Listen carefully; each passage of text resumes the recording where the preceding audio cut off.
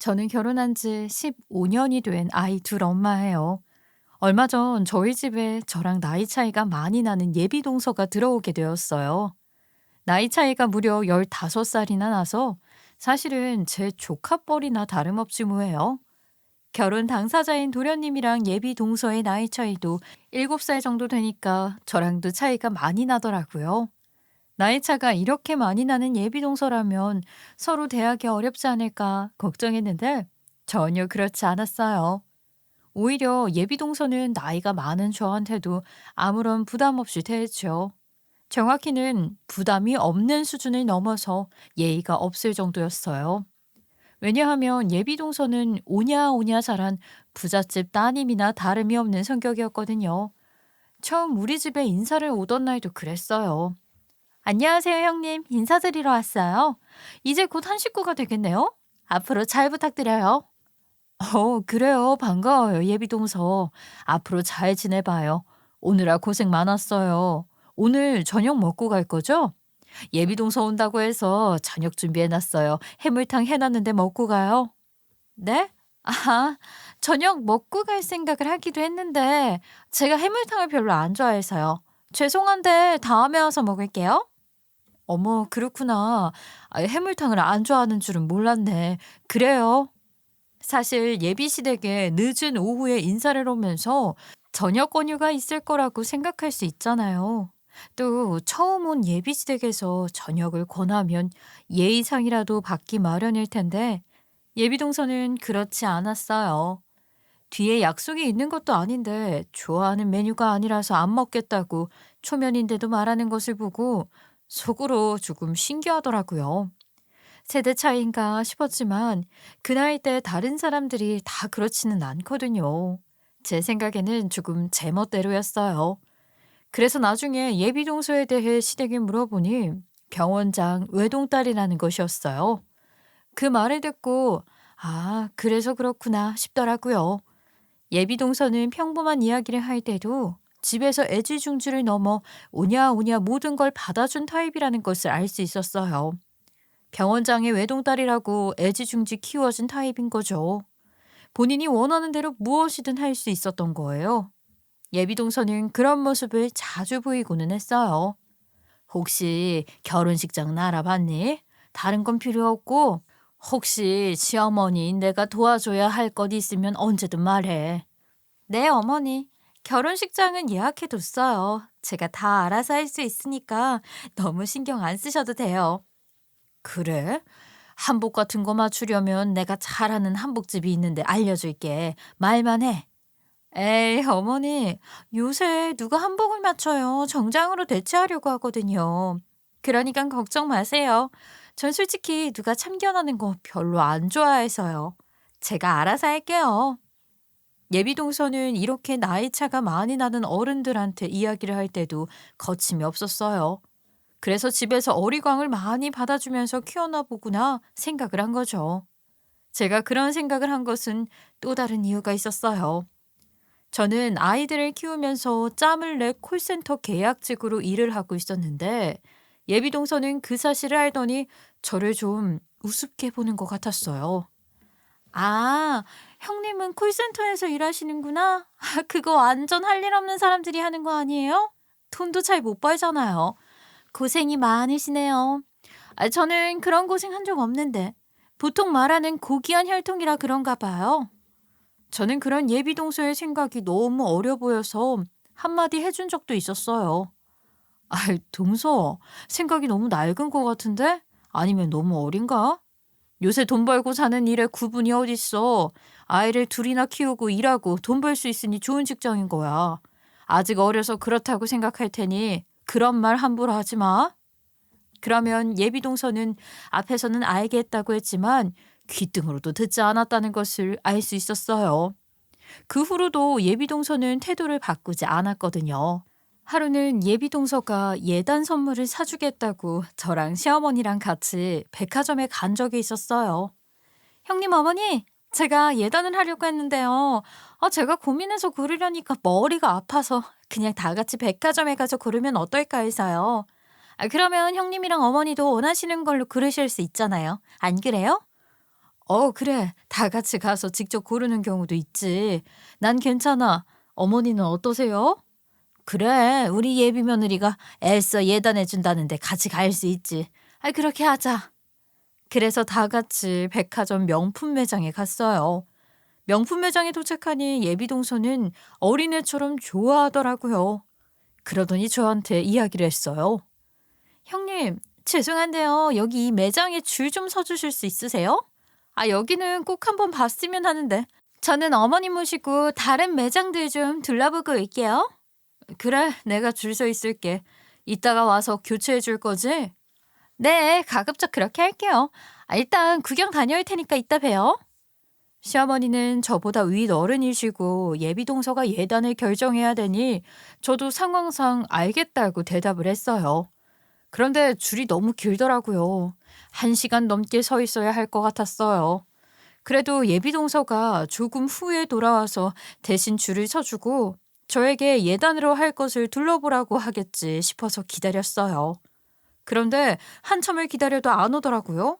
시계를 보니 이미 1시간이 넘어가고 있었고 이제 곧 입장할 차례였어요. 예비 동서가 오나 안 오나 둘러보는데 제가 입장할 때가 되어서야 딱 나타나더라고요. 시어머니는 쇼핑백 한두 개를 들고 오셨고 예비 동서는 양손에 쇼핑백을 여러 개 들고 왔더라고요. 오래 걸렸네. 이제 다 본 거야? 뭘 그렇게 많이 샀어? 다 어머닌 거야? 첫째야, 아유, 기다리느라 고생 많았다. 생각보다 오래 걸렸네. 1시간이나 지났는 줄도 몰랐다. 형님. 아니요. 어머님 거는 어머님이 들고 계시는 거고, 이건 제 거예요. 이제 저희 들어갈 차례예요. 예비 동서는 양손에 가득한 쇼핑백을 들어 보이면서 본인 거 샀다고 좋아하더라고요. 그래. 이제 들어가면 돼. 빨리 구경하고 나와야겠다. 그래야 다른 곳도 구경하지. 이제 곧 백화점 닫을 시간이니까. 네? 구경은 다 했는데? 아, 형님은 이 매장에서 구입하시면 되죠. 여기가 형님한테 딱이거든요. 명품치고는 많이 비싸지도 않고 해서요. 일단 들어가서 구경해봐요. 예비 동서가 그런 말을 하면서 저를 끌고 들어갔어요. 그런데 그 매장은 제 취향이 아니라서 딱히 눈에 들어오는 것도 없었어요. 빨리 다른 곳을 보는 게 낫지 않을까 했는데 예비 동서가 본인이 사고 싶은 몇 가지 물건이랑 함께 가방 하나를 들고 오더니 말하더라고요. 형님 나이면 이런 거 좋아하지 않으세요? 형님은 솔직히 너무 비싼 거 사면 좀 그러실 거 아니에요? 전 이거 좋아 보이는데요. 어? 일단 나는 이 가방 취향이 아니야. 다른 브랜드 구경하고 싶었는데. 그리고 내가 너무 비싼 거 사면 좀 그렇다는 게 무슨 말이야. 비싼 거 사달라는 게 아니라 말이 좀 이상해서. 그랬더니 예비 동서는 다른 사람들도 듣고 있는 앞에서 이렇게 말을 했어요. 아니, 형님은 콜센터 다니시잖아요. 거기 다니는 사람들 벌이가 거기서 거기라서. 진짜 비싼 명품 가지고 가면 다들 질투하지 않아요? 그러면 형님 입장이 곤란해지니까 하는 말이죠. 저는 주변 사람들이 다 비슷한 수준이라 괜찮지만 형님은 어쨌든 어차피 명품 같은 거 잘 모르시면 이 정도 사면 형님 수준에는 적당해요. 그 말을 들으니 갑자기 혈압이 확 오르더라고요. 사실 매장에 줄 서서 한참 기다리고 있을 때부터 이 상황이 좀 불편했는데 예비 동서가 또 제 직업을 들먹이면서 남들 듣는 앞에서 이런 식으로 말을 하니 기분이 정말 좋지 않았어요. 어찌나 계속 저를 무시하던지 정말 예의가 너무 없었어요. 저는 기분이 너무 나빠서 마음 같아서는 머리채 잡고 싸우고 싶었어요. 예비 동서, 무슨 말을 그렇게 해.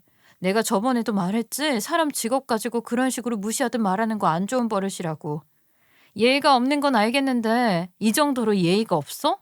그런 식으로 말하는 예비 동서야말로 남들 눈 좀 의식해야 하는 거야. 내가 아니라. 명품이 문제가 아니야. 사람들 대하는 게 그렇게 싸구려 마인드인데 이렇게 잔뜩 명품 사들고 다니면 뭐해. 명품 들고 다닌다고 그게 바뀌는 줄 알아? 제가 정색을 하고 화를 내니 예비 동서도 더 화를 내려고 하더라고요. 뭐예요? 제가 비싼 명품 예단 사드린다는데 지금 제 말 꼬투리 잡으시는 거예요? 솔직히 제 말이 맞잖아요.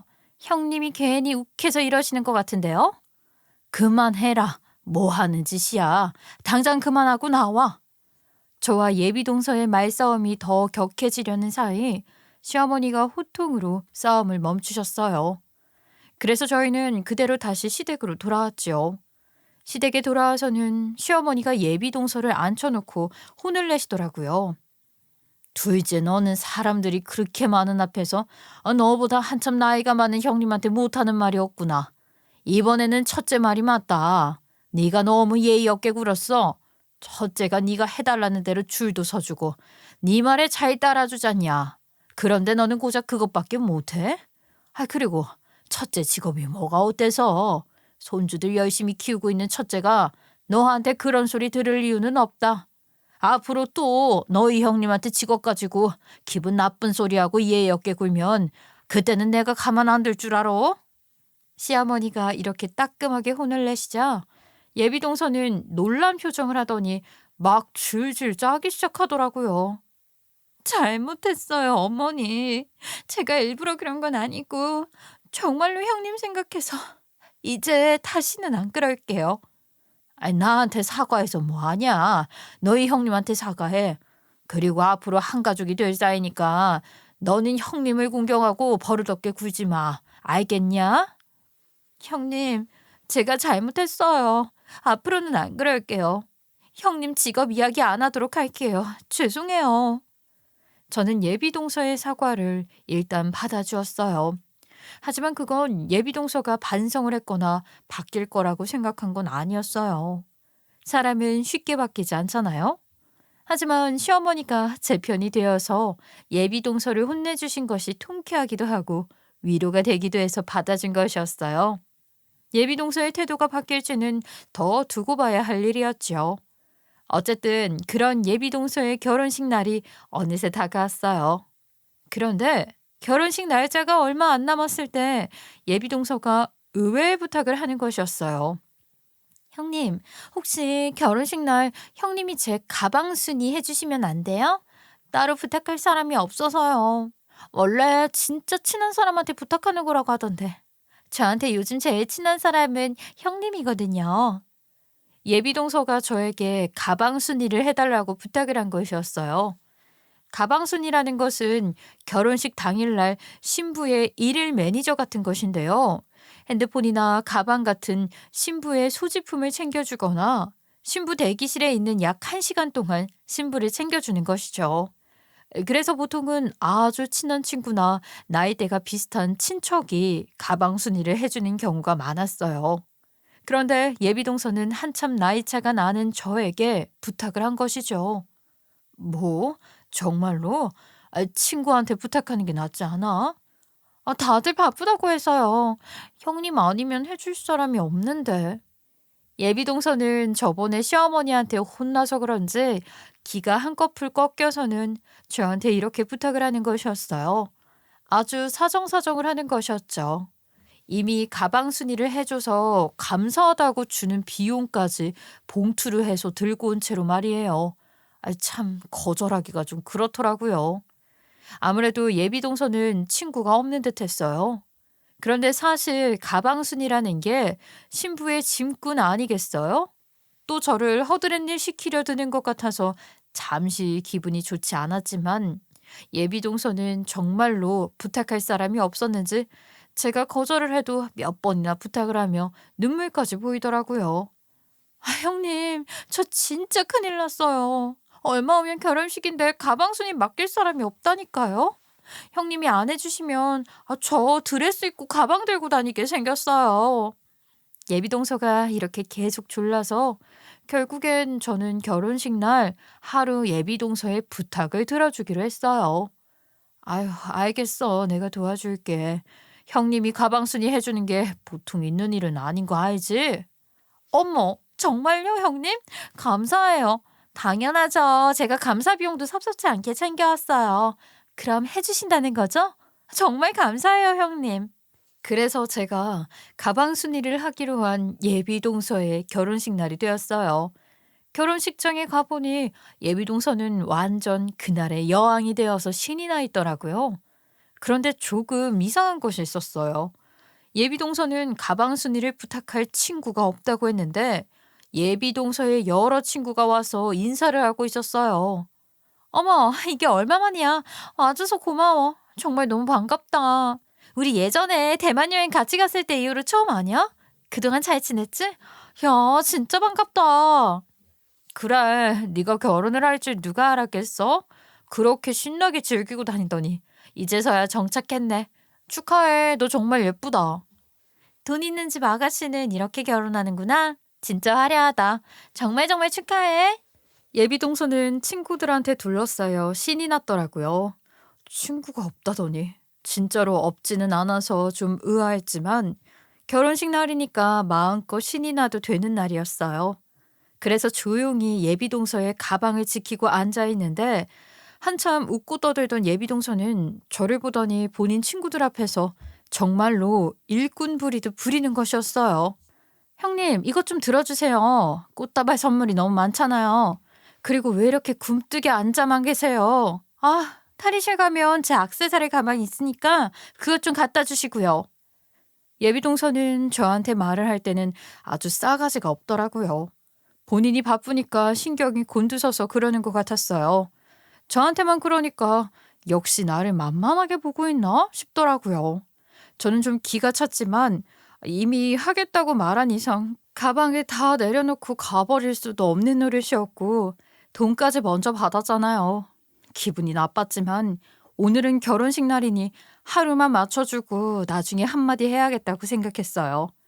어쨌든 예비동서가 요구하는 대로 양손에 가방이랑 짐을 잔뜩 들고 이동하는 예비동서를 따라가는데 예비동서가 부케를 저에게 건네는 것이었어요. 형님, 부케 좀 받아주세요. 화장 다시 고쳐야 할 것 같은데. 예비동서가 저를 돌아보지도 않고 부케를 건네주었어요. 저는 그 부케를 받아들었는데 양손에 짐이 너무 많다 보니 실수로 부케를 떨어뜨리고 말았어요. 탁 하고 부케가 바닥에 떨어지자 예비동서가 놀라서 돌아보더라고요. 저도 당연히 놀라서 부케를 얼른 짚고 싶었는데 손이 가득 차서 그럴 수가 없었죠. 예비동서는 바닥에 떨어진 부케를 보더니 사람들이 잔뜩 있는 앞에서 소리를 지르는 것이었어요. 아, 내 부케! 이게 뭐 하는 짓이에요? 아, 이래서 청껏은 부르는 게 아닌데 이게 얼마짜리 부케인 줄 알아요? 그러더니 예비동서는 지 성격을 못 이기고 떨어진 부케를 들어서 그 부케로 제 뺨을 내리치는 것이었어요. 저는 어안이 벙벙해서 입도 못 다물고 예비동서를 노려만 보았죠. 양손에 짐을 잔뜩 들고 한참 어린 예비동서한테 뺨까지 후려쳐준 형님이라니. 제가 가방 순위를 왜 하겠다고 했는지 너무 후회되고 제 처지가 비참했어요. 그런데 제가 어찌해야 할 줄 모르고 서 있는 사이 어떤 남자분이 갑자기 달려와 제 앞에 무릎을 꿇고 비는 것이었어요. 아이고 이게 무슨 일이야. 정말 죄송합니다. 제 딸이 너무 버릇없이 컸네요. 제가 대신 사죄드릴게요. 정말 죄송합니다. 갑자기 나타나 무릎을 꿇고 비는 남자분은 예비동서를 보고 딸이라고 말을 했어요. 덕분에 저는 2배로 놀라 어리둥절하고 있는데 그 남자를 보더니 예비동서가 또 갑자기 흥분을 하는 것이었어요. 아니, 아저씨가 여기를 왜 왔어? 왜 왔냐고. 내 얼굴에 먹칠하고 싶어서 환장했어? 당장 나가라고. 저기요, 그쪽이 저희 동서의 아버지라고요? 동서 아버님은 저기 병원장님 아니신가요? 저기 서서 손님 맞이하고 계신 분이요. 저는 이게 대체 무슨 상황인가 싶어서 당황스러웠는데 예비동서의 아버지라고 하는 그 아저씨는 계속해서 저한테 본인 딸을 용서해달라고 울먹이면서까지 말을 하시더라고요. 그게 사정이 좀 있어서요. 그런데 제가 제 아버지 맞습니다. 딸 결혼식에도 몰래 와야 하는 아버지이긴 한데 그래도 저도 딸 키우는데 한몫한 건 맞긴 해요. 내가 입양은 보냈어도 돈은 악착같이 보냈다고요. 그런데 이렇게 버릇없이 컸을 줄은 몰라서 뺨까지 쳐지고 황당하시죠. 제가 잘못했습니다. 죄송합니다. 그만해. 그만하고 당장 나가라고. 내가 여기 오지 말라고 했잖아. 아저씨, 여기까지 와서 나 쪽팔리게 뭐 하는 짓이야? 제 앞에 무릎을 꿇고 사과를 한 그 아저씨가 등장하면서 여태껏 예비동서가 숨겨왔던 엄청난 진실을 알게 되었어요. 예비동서는 친부가 따로 있었고요. 병원장 집에 입양된 입양아였던 것이죠. 예비동서는 분명히 저한테도 고귀한 혈통을 운운하면서 자랑을 했는데 다 진실이 아니었던 것이었어요. 양부모의 지위를 이용해서 다른 사람을 무시하고 갑질을 하면서 본인의 진짜 모습은 숨기고 있었던 거죠. 이 어리둥절한 상황에 예비동서가 계속 소리를 지르고 사람들이 모여 웅성거리자 예비동선의 부모님과 저희 시댁 식구들도 모여들었어요. 아니, 이게 대체 어떻게 된 일이야? 이분이 여기에는 어떻게 오셨어? 자기야, 지금 이게 대체 무슨 일이야? 저분이 자기 친부시라고? 여기 계신 장인어른이 아버지가 아니고? 자기, 뭐야? 입양되었던 거야? 이게 다 무슨 난리냐? 둘째야, 설명 좀 해봐라. 이게 다 뭐야? 모두들 와서 이렇게 물어보니 예비동서의 얼굴이 파래지더라고요. 그러더니 예비동서는 본인의 친부에게 계속해서 소리를 질렀어요. 내 인생에서 제일 중요한 날에 나타나서 이게 웬 행패야? 진짜 인생에 도움이 하나도 안 되는 아저씨네. 여기는 아저씨가 있을 곳이 아니니까 이제 일어나서 당장 나가. 잘한 게 뭐가 있다고 나타나서 이 난리를 피워. 그러자 그런 모진 말을 계속 듣고 있던 예비동서의 친부가 벌떡 일어나서 소리를 쳤어요. 내가 매달 막노동해서 너한테 준 돈이 얼마냐? 이번에 결혼식 비용도 보내라고 해서 돈 뜯어갔잖여. 나도 이 결혼식에 찬조했어. 근데도 내 딸 결혼식에 와보지도 못혀? 네가 맨날 나보고 낳은 부모라고 부모 노릇하라고 돈 뜯어갔잖아. 난 그래도 네가 자식이라고 미안해서 돈 달라는 대로 다 줬는데 이게 뭐 하는 짓이요? 나한테 하는 행동은 그렇다고 쳐. 그런데 왜 네보다 못한 사람을 무시하냐고? 나한테 그렇게 독하게 굴더니 고작 이런 사람이 되려고 독하게 살았어? 어쩜 고작 이러냐고. 그 말을 듣고 모두들 놀라서 입을 틀어막았어요. 예비 동서의 친아버지는 더 기가 막힌 사실을 밝힌 것이었어요. 세상에, 예비 동서가 친아버지에게 매달 돈을 삥 뜯고 있었던 것이죠. 그러면서 친부에게 이렇게 모질게 굴다니 정말 못된 년이었어요. 이제 결혼식은 완전히 개판이 되어버렸어요. 시동생도 예비 동서의 실제 모습을 알고 완전히 현타가 와서 고개만 숙이고 있고 병원장 사돈 어른들도 너무 놀라 입을 다물지를 못하고 계셨어요. 우리 시부모님도 어떻게 이렇게 감쪽같이 속일 수 있냐고 방방 뛰고 난리가 나셨죠. 아니, 어쩜 이럴 수가 있어. 만약에 그런 일이 있었으면 결혼 약속하기 전에 이야기를 했어야지. 어떻게 이렇게 감쪽같이 속일 수가 있어? 아니요, 어머니. 제가 속이려고 한 게 아니고요. 이게 다 사정이 있어서 그래요. 너 저분 말이 전부 사실이냐? 정말로 너희 친부한테 그동안 매달 돈을 뜯어내고 있었어?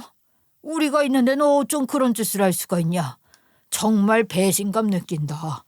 아니, 친아버지를 만날 수는 있는데 양부모인 우리가 부모로서 최선을 다하고 있는데 너는 뒤에서 그런 짓을 했다고?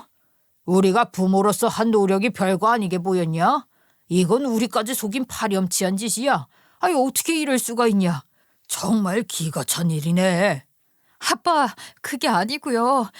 저도 저만의 사정이 있었다니까요. 진짜예요. 됐어. 듣기 싫어. 네가 어떻게 우리한테 이럴 수가 있냐? 정말 너무 실망스럽다. 예비동서는 수많은 하객들 앞에서 또 질질 짜면서 설명을 하려고 했지만 누가 봐도 명백히 예비동서가 못된 년이었어요. 병원장 사돈 어른의 말에도 절로 고개가 끄덕여졌어요. 양부모인 병원장 사돈 어른들은 예비동서의 행동에 배신감을 느낄만 했죠. 어쨌든 결혼식은 하긴 했는데 사실상 취소나 다름이 없었어요. 신부와 신랑의 입장 시간이 되어서 둘 다 들어가기는 했는데 이미 하객들도 그 난리를 모두 본 뒤라서 누구 하나 웃을 수가 없나 보더라고요. 모두들 예비동서를 보고 수근거리기 바빴어요. 그래서 원래 예정했던 축가니 주례사니 전부 건너뛰고 반지만 주고받고 사진만 찍고 결혼식을 빨리빨리 끝내버렸어요. 하객들도 피로 연장에 가서 식사를 하긴 했는데 모두 금방 먹고 나가더라고요. 그렇게 결혼식이 끝난 뒤 저는 그 친아버지라는 분을 붙잡아 잠시 이야기를 나누자고 했어요. 저한테 그렇게 예의 없게 굴던 예비동서의 진짜 실체가 궁금했거든요.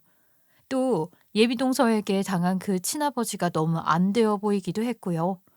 예비동서의 친아버지는 저에게 거듭 미안하다고 사과를 하시면서 저에게 그간의 이야기를 들려주었어요. 애 엄마랑은 사별을 했어요. 이제 막 말을 할랑말랑한 애를 두고 먼저 갔으니. 그런데 저는 그때 공사하는 곳이라면 몇 주씩 가서 숙식을 하고 그랬거든요. 그래도 어떻게든 그 어린애를 도움받아가면서 키웠는데 애가 초등학교 고학년쯤 되니까 아빠가 싫다고 우리 집은 구질구질하다고 입양 가고 싶다고 그러는 거예요. 그러더니 지가 입양 기간까지 알아봤더라고요. 그래도 저는 눈물 콧물 쏟아가면서 안 된다고 했는데 입양 기간을 통해서 좋은 집안이 있다고 해서 애가 입양 가겠다고 저를 설득했어요. 정말 가슴이 아팠지만 어쩔 수가 없었어요. 아, 예, 그러셨군요. 그 뒤에 딸이 그리워서 찾아가셨던 거예요? 예, 그랬죠. 그래도 보내놓고 나니까 마음에 계속 걸려서 얼굴만 한번 보자 하고 찾아갔지요. 그런데 생각해보면 그때부터 저것은 그렇게 독했어요. 애가 고등학교 갈 때쯤에서 찾아간 건데 저를 보더니 대뜸 뭐하러 찾아왔냐고 가난한 거 옮겠다고 하잖아요. 그래서 계속 일을 해와서 그렇게까지 돈이 없지는 않다고 하니까 아이 그러면 매달 얼마씩 보내라고 하더라고요. 나는 딸이 그러니까 또 마음이 약해져서 그때부터 매달 돈을 보냈어요. 그래요? 혹시 대충 얼마씩 보내셨는지 여쭤봐도 될까요? 처음에는 몇십만 원씩 보내라고 하더니 아니 나이가 들수록 금액이 점점 커지더군요. 그래도 이 정도면 친부녀 관계가 끊어진 건 아니라는 생각에 종종 찾아가 보면 여전히 그렇게 못된 말만 했어요.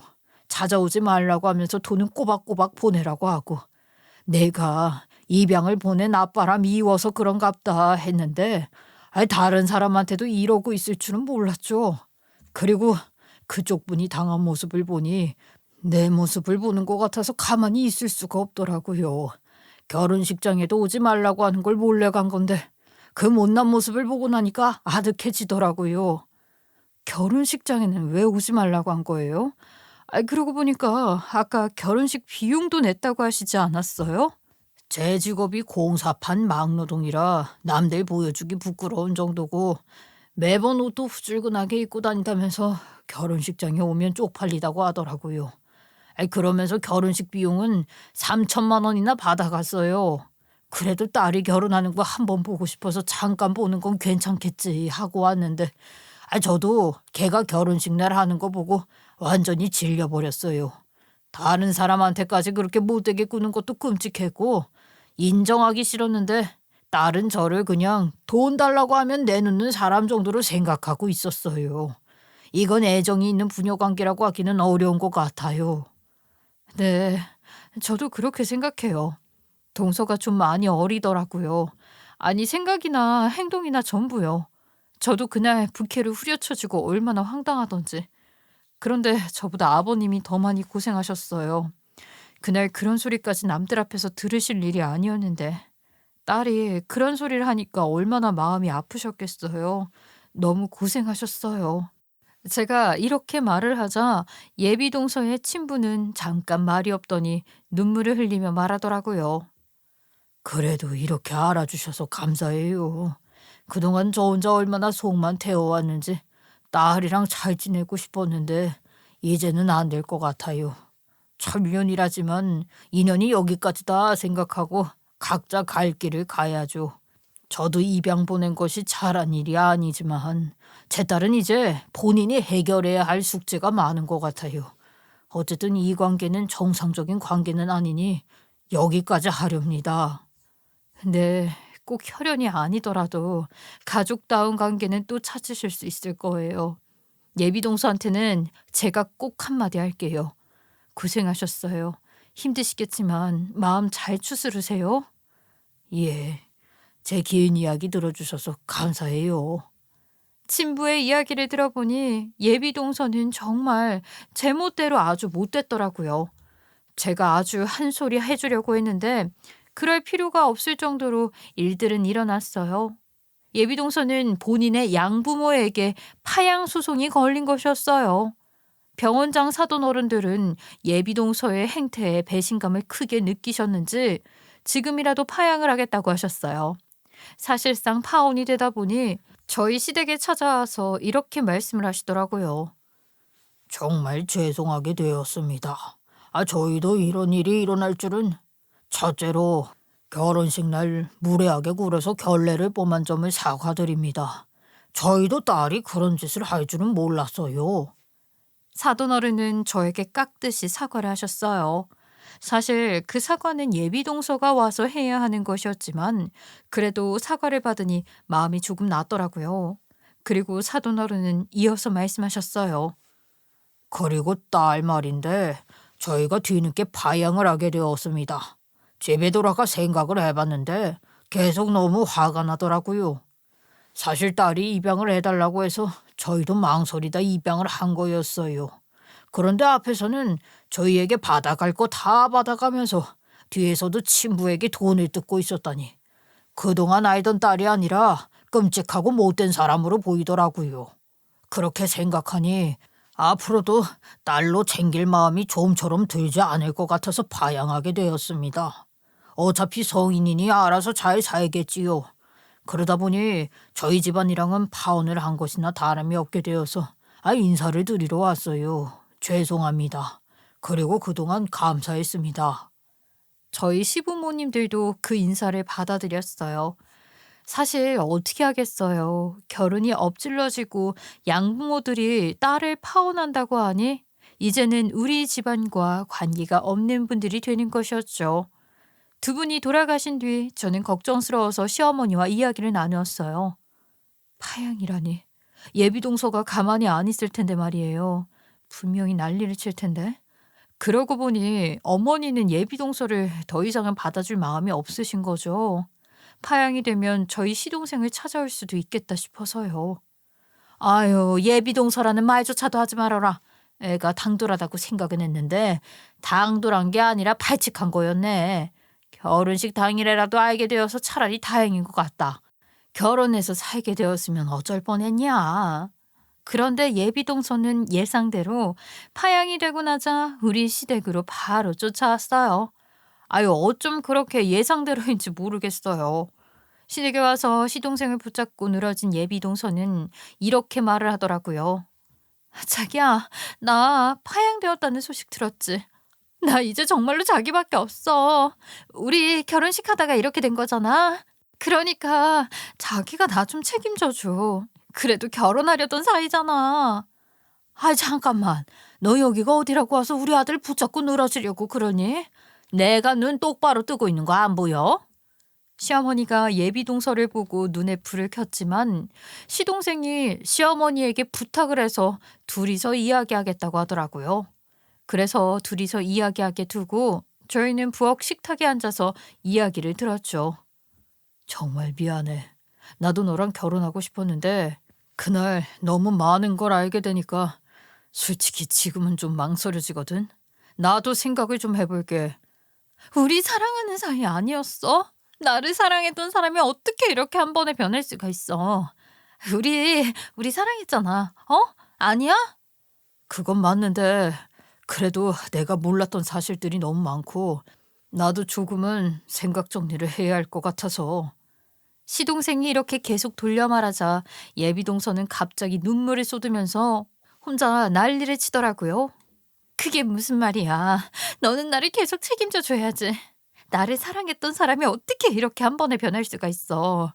너도 내가 의사부모를 둬서 날 사랑했던 거야? 그런 거야? 아니, 그런 건 아니고. 그럼 뭔데? 그런 거잖아. 이러니까 학벌이랑 직업이 중요한 건데 내 인생 이제 망했어. 예비동서는 쩔쩔 매는 시동생을 앉혀놓고 혼자 아주 지랄 발광을 떨더라고요. 진짜 이렇게 될 줄 알았으면 양부모님한테 돈이라도 더 받아주는 건데. 나 이제 어디서 살아? 이제 다음 달 되면 집에서 나가라고 하시는데 나 진짜 너무 불쌍해. 하루아침에 거지 된 거잖아. 결혼도 취소되고 집도 없어지고. 그러고서 예비동서는 휴지로 코를 흥 풀더니 또 눈물을 섞어 온갖 불쌍한 척을 다 하더라고요. 나 정말 이렇게 살 사람이 아니었다니까? 다 잘 되어가고 있었는데 이게 뭐야? 그런데 나를 사랑했던 당신마저 이러면 내가 뭐가 되겠어? 나 정말 너무 슬퍼. 내 인생이 왜 이렇게 된 건지 모르겠어. 화내다 울다 아주 쇼를 하더라고요.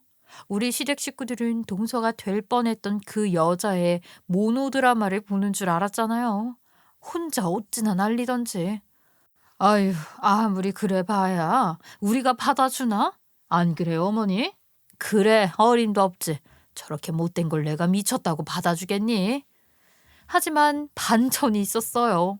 그렇게 예비동서가 돌아간 뒤 며칠이 지난 후 시동생이 예비동서를 다시 받아주려고 한다는 폭탄 선언을 한 거예요.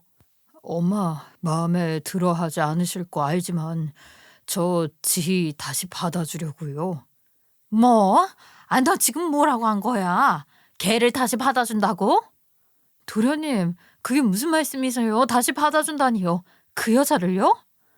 네, 고민을 오래 해봤는데 그렇게 결론을 내렸어요. 저는 물론이고 특히 우리 시어머니는 기겁을 하셨어요. 그럴 만했죠. 너 네가 미쳤구나. 그 여자를 다시 받아준다고? 아, 어떻게 그런 생각을 할 수가 있어? 너도 다 봤잖아. 그 여자애가 어떤 여자애인지. 그런데도 그런 생각을 한다고? 예, 아무리 생각해도 결혼하려고 결심까지 했는데 이렇게 내치는 건 아닌 것 같아서요. 사람이 실수를 할 수 있잖아요. 그 사람한테도 기회를 한번 줘야죠. 아니, 그 기회를 도련님이 희생하면서까지 줄 필요는 없어요. 도련님도 아까운 나이인데 그런 사람한테 시간을 쏟을 필요 없다고요. 네, 저도 그렇게 생각해서 대신에 조건부로 받아주려고 해요. 저희 결혼식도 사실상 취소된 거나 마찬가지였고 혼인신고도 아직 안 했잖아요. 그러니까 앞으로는 더 이상 갑질하지 말고 떳떳하게 살아가고 변한 모습이 보이면 그때 혼인신고하겠다고 했어요. 그러니 너무 걱정하지 마세요. 아니, 이거 아무리 그래도 사람이 그렇게 쉽게 바뀌겠냐고. 아우, 너 때문에 내가 아주 복장 터지겠다. 내가 마음에 안 들어 할 거 알면 그냥 하지 마. 그래도 저보다 7살이나 어린 사람이잖아요. 제가 잘 챙겨서 다른 사람 될 수 있게 해볼게요. 한번 지켜봐 주세요. 저랑 시어머니는 너무 놀라서 미쳤다고 하면서 시동생을 나무랐어요. 하지만 시동생은 끝까지 고집을 꺾지 않았죠. 만약에 다시 받아주고 같이 살더라도 그 애가 바뀌지 않는다면 내가 바로 내칠 줄 알아? 그렇게 알고 있어. 시간이 흘러도 시동생이 요지부동이어서 결국엔 시어머니도 시동생에게 지고 말았어요. 그래서 그 여자가 다시 우리 집안에 들어오게 되었죠. 시동생이 사실상 품어준 거죠. 지금은 예비동서가 시동생이랑 다시 같이 살고 있는데요. 전과는 달리 저한테도 껌뻑 죽고 시어머니가 구박을 해도 꾹꾹 참으면서 시집살이 버텨내더라고요. 형님, 저 오늘 시간 많은데 혹시 같이 아울렛 놀러 가실래요? 제가 운전해서 모셔다 드릴게요. 뭐? 또 거기 가서 저번처럼 나한테 뭐라 뭐라 난리치는 거 아니야? 아니, 나는 그쪽이랑 거기까지 가는 거 불편한데? 가서 즐거우면 몰라도. 아이, 그건 과거에 제가 그런 건 잊어주세요. 아, 저 이제 안 그래요, 정말로. 그리고 이제 돈이 많지 않아서 백화점에는 못 가지만 아울렛 가면 형님한테 어울리는 옷도 하나 사드리고 싶어요. 정말로요. 저 그때 일도 많이 반성했다니까요. 정말이야? 아주 의심스러운데. 정말이에요. 그때는 제가 철이 없어서 그랬어요. 파혼하고 정신 차려보니까 저도 병원장 외동딸이라는 것 외에는 아무것도 없더라고요. 형님은 일해서 돈도 버시는데 저는 직업도 없더라고요. 그래서 정말 많이 깨달았어요. 저 한 번만 기회를 주세요. 오늘은 제가 정말 잘할게요. 그래? 정말 그렇게 생각하는 거지? 그럼 오늘은 내가 속는 셈 치고 같이 갈게. 그런 말을 들으니 저도 예비동서 버르장머리 고쳐야겠다 생각했어요. 예비동서가 시댁에 들어와 살기 시작한 뒤로 저에게 어찌나 살살거리며 잘하던지 한번 쭉 지켜보기로 했죠. 생각해보면 병원장 외동딸이라는 거 외에는 직업도 없는 예비동서가 저를 무시하는 것부터가 아주 웃긴 일이었는데 이제서야 본인도 그런 생각이 들었나 봐요. 그런 예비동서는 시어머니가 미워해도 눈웃음까지 지어가면서 살살거렸어요. 아유, 김장 준비 좀 같이 하자니까 뭐 할 줄 아는 게 없어. 저런 걸 내가 뭐가 예쁘다고 며느리로 받아들이려고 했는지. 아유 참, 넌 할 줄 아는 게 뭐냐? 어머니, 실은 저도 그걸 잘 모르겠어요. 제가 좀 할 줄 아는 게 없더라고요. 어머니가 가르쳐 주실 거죠? 저 정말 열심히 배울게요. 기회만 좀 주세요. 에휴, 너 정말 진상이다. 그러면 빨리 옷이라도 갈아입고 와. 여기저기 다 튈 텐데 그렇게 하얀 옷을 입고 뭘 한다고 그러냐. 이전에 정말 오냐오냐 자랐구나. 아유, 어떻게 부엌일을 하나도 할 줄 몰라? 네, 어머니, 죄송해요. 제가 지금부터 진짜 잘 배울게요. 얼른 옷 갈아입고 올게요. 예비동서는 정말로 바뀌려고 노력을 하는 것 같았어요. 가끔 예전의 모습과 지금의 모습을 비교하면 좀 웃음이 나올 정도였죠. 어쨌든 닫혀있는 저와 시어머니의 마음을 돌려보려고 예비동서가 애를 쓰고 있었어요. 그리고 그런 와중에 예비동서의 친부도 한번 저희 집을 찾아온 적이 있었죠. 예비동서는 애초부터 병원장이 도와주지 않으면 신혼집을 마련할 돈도 없는 철없는 아가씨일 뿐이었어요. 그런데다 너무 못되게 구니 예비동서의 친부도 등을 돌렸던 것인데 그래도 딸이라고 마음에 밟혔는지 저한테 연락을 한번 하셨더라고요. 그래서 저는 저희 집에 한번 오시라고 말씀을 드렸어요. 친부가 시댁에 들른 날 예비동서는 조금 놀란 눈치였지만 그래도 전처럼 버릇없고 예의 없게 굴지는 않았어요. 어머, 아빠 오셨어요? 결혼식장에서 뵙고 처음이죠. 저 그때 정말 죄송했어요. 사실은 그때뿐만이 아니라 제가 다 잘못했어요. 제가 정말 철이 없어서 사과를 받아주세요. 아빠한테 돈 뜯어낸 것도 매번 만날 때마다 무시하고 못되게 군 것도 다요. 제가 입양 가고 싶다고 해놓고 막상 입양 가고 나니까 그게 콤플렉스여서 더 그랬던 것 같아요. 그래. 솔직히 그때는 나도 연을 끊으려고 했다. 너한테 얼마나 섭섭하고 속상했는지 몰라. 하지만 그래도 딸이라고 자꾸 생각이 나는데 어떡혀. 반성 많이 했으면 됐다. 앞으로는 시댁 어른들한테 아주 예의 바르게 하면서 잘 지내라. 사람은 그렇게 살아야 제대로 사는 거야. 이제 예비동서도 어릴 적처럼 친부를 무시하고 싫어하지 않았어요. 생각해보면 그럴 수도 없었을 것 같았지만 이제 병원장이었던 양부모님도 없고 본인 챙겨줄 부모라고는 친부밖에 안 남았으니까요. 그래, 아버님 말씀이 맞아.